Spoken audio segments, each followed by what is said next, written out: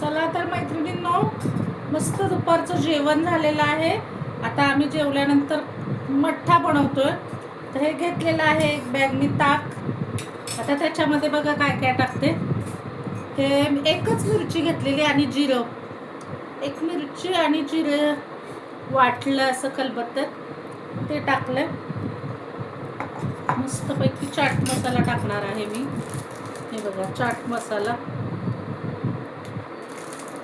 2 चिमूट चाट मसाला टाकते. थोडीशी कोथिंबीर वरून आणि मीठ टाकते.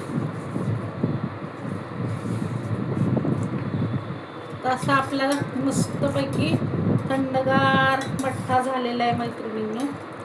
चाट मसाला टाकला, मीठ टाकलं, एक मिरची आणि जिरं वाटून टाकले.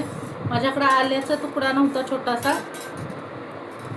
तर अद्रक नव्हतं म्हणून आलं नाही टाकलं. तर असा आपला मस्तपैकी थंडगार मठ्ठा झालेला आहे.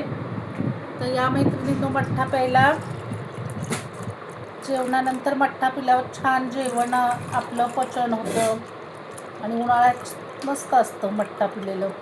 या तर मैत्रिणींनो मठ्ठा प्यायला थंडगार. कसा वाटतं आपला मठ्ठा? चटकीपट.